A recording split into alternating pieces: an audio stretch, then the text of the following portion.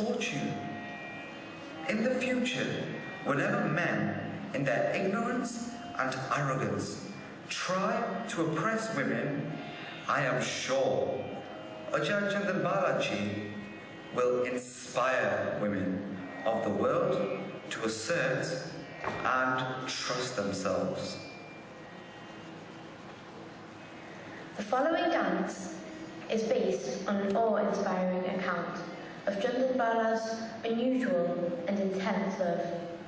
The undeterred strength of this love, the two types of tears flowing due to this love, one of happiness and one of pain. And finally, the achievement of moksha is heartwarming, original, and will effectively touch a chord in your heart. Let us experience with her the emotions she felt when she was chained, and Mahavir Bhagwan comes to her doorstep.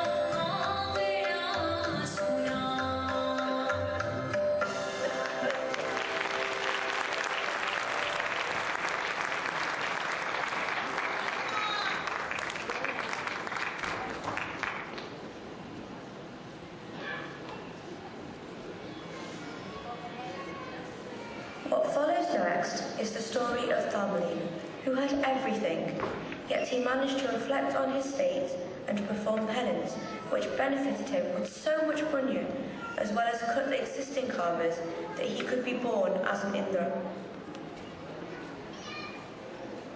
I am so lucky. I have everything. I have so much wealth.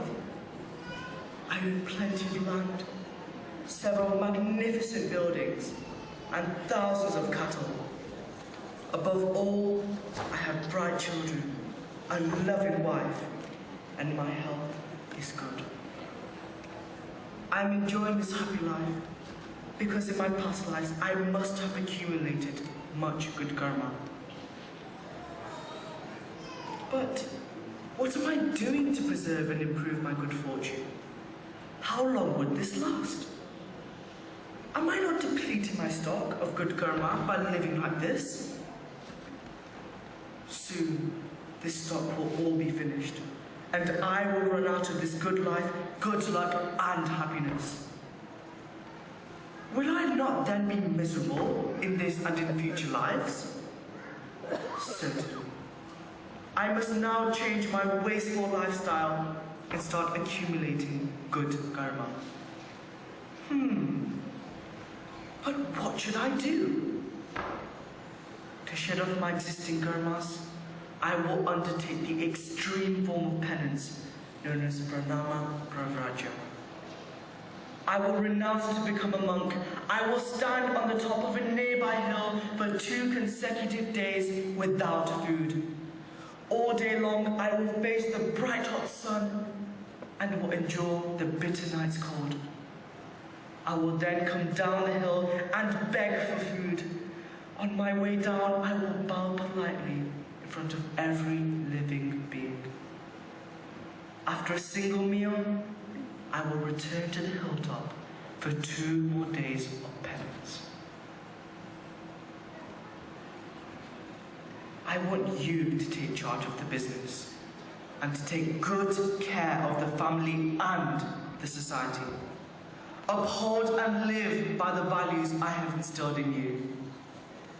Thamli left for the hill, and after 2 days accepted only small portions of simple food. This too was part of his penance.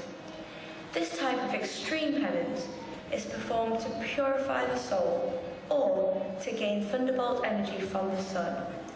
Soon, the penance started taking toll on his body. Thamli lost his fat and became just skin and bones. Still, instead of giving up his penance, he started thinking about his own mortality. He realized the impermanence of life and concluded that it is futile to be in love with this body. Freedom of the soul is the true source of permanent happiness. I cannot be truly happy as long as my soul is trapped in the painful cycle of death and rebirth. I am now weak and fragile. Death must indeed be around the corner. I must therefore use the remaining time to undertake the supreme penance of Sandhana. I will fast unto death and thereby achieve maximum freedom from karmas.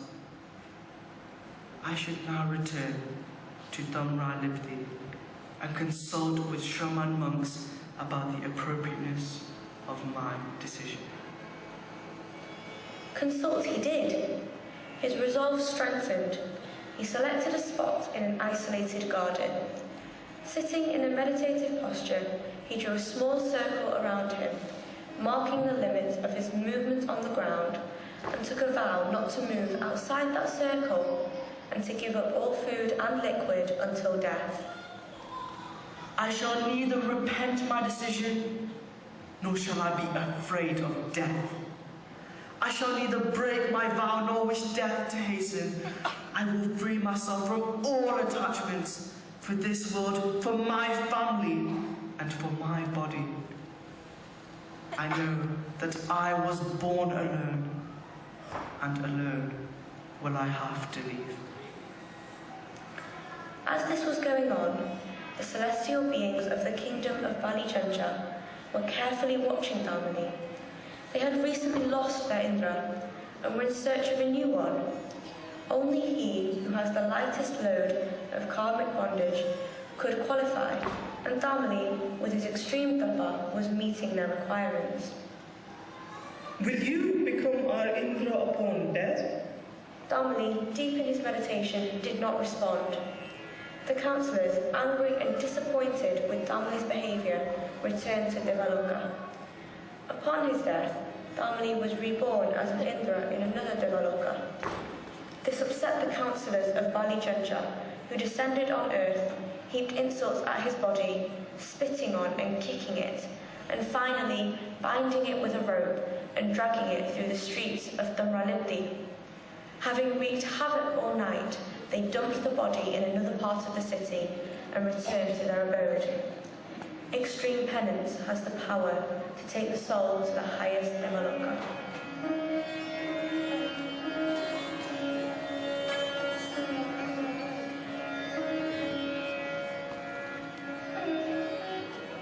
For 8 months of the year, during the non-rainy season, all sadhus and sadhis in the sun are expected to travel, often in small groups, to spread Bhagwan Mahavir's message in different cities.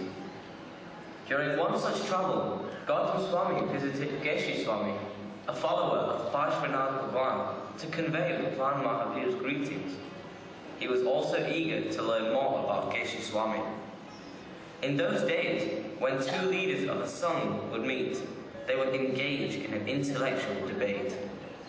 Geshi Swami warmly welcomed his visitors, and though he was the elder one, Geshi Swami took the unusual step of requesting Gautam Swami to answer questions about Bhagwan Mahavir and his teachings.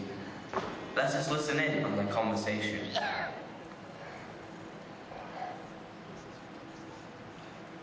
Elder Gautam, I would like to ask you something. Keshi Swami, what would you like to know?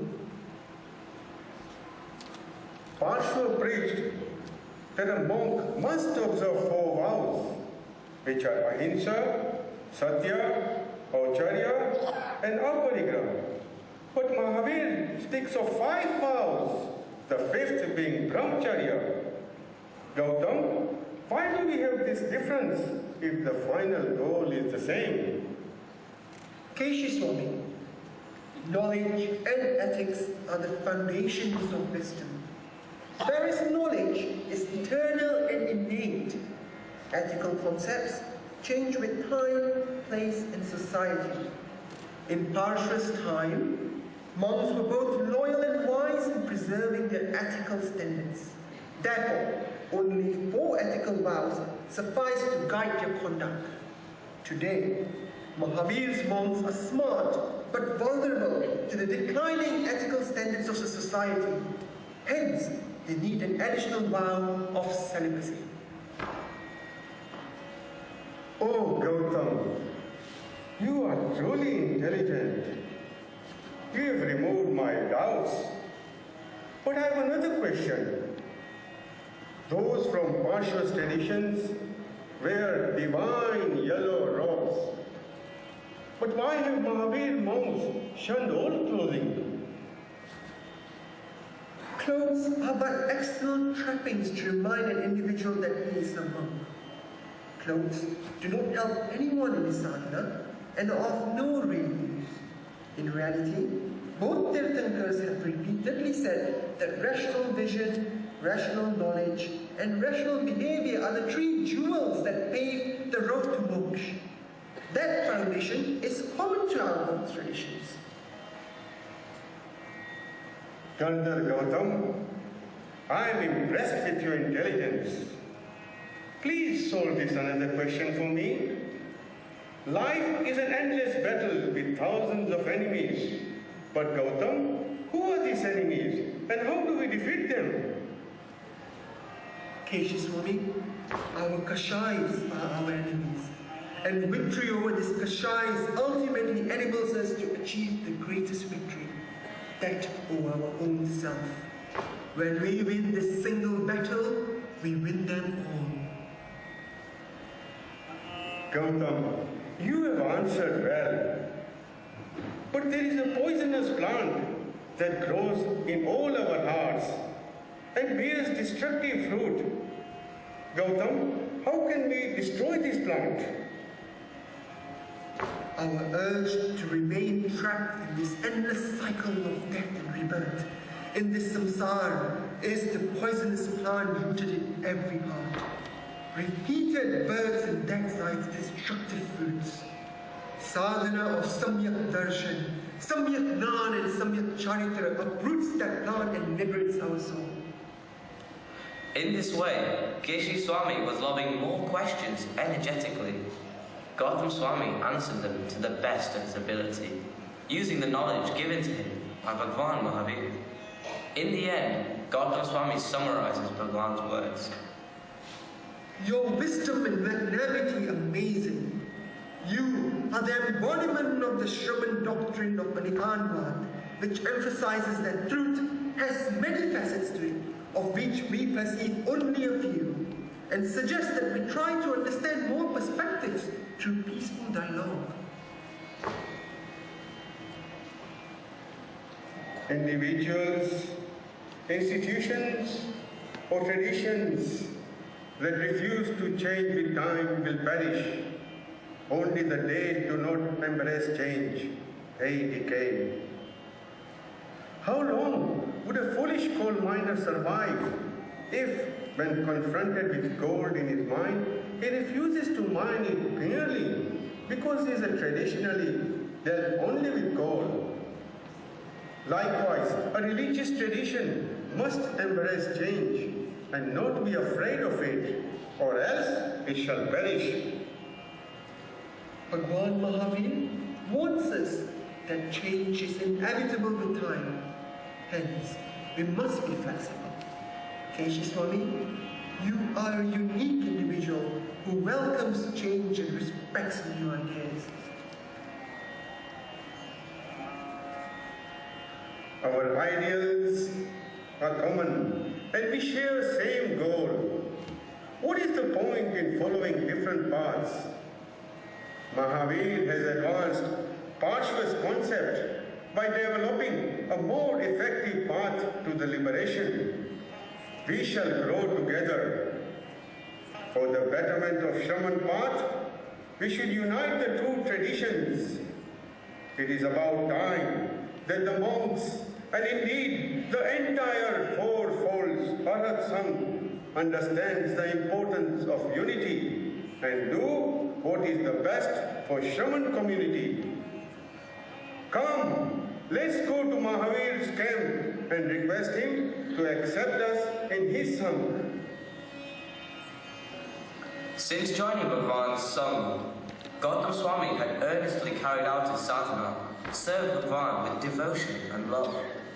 Gautam Swami was very anxious because whoever he gave Diksha to would attain Keval Jnana through his love deed, but he had not yet attained the coveted state. He wanted to know from Bhagwan why.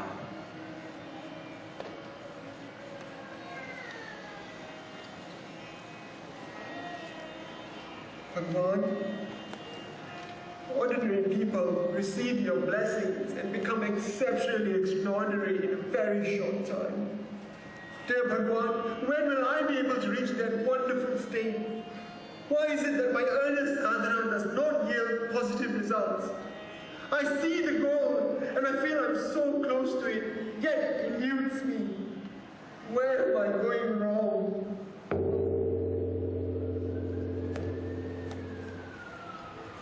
Goyama, listen carefully. This endless cycle of rebirth and death is like a vast ocean. You have managed to swim across most of it. You are very close to the shore. It is in your sight, but you have stopped short of reaching that shore. Attachment to objects or persons causes bonding and stops you from achieving your goal. Cut all your bonds and free yourself of kashais and you will reach your goal. But what? Have I not given up everything in your service? I own nothing and I have no desires for anything. Gautama, freedom from the attachment is not that easy. You have given up many objects and have cut your ties with many loved ones. However, you must also free yourself from your love, devotion, and emotional dependence on me. Bhagwan, how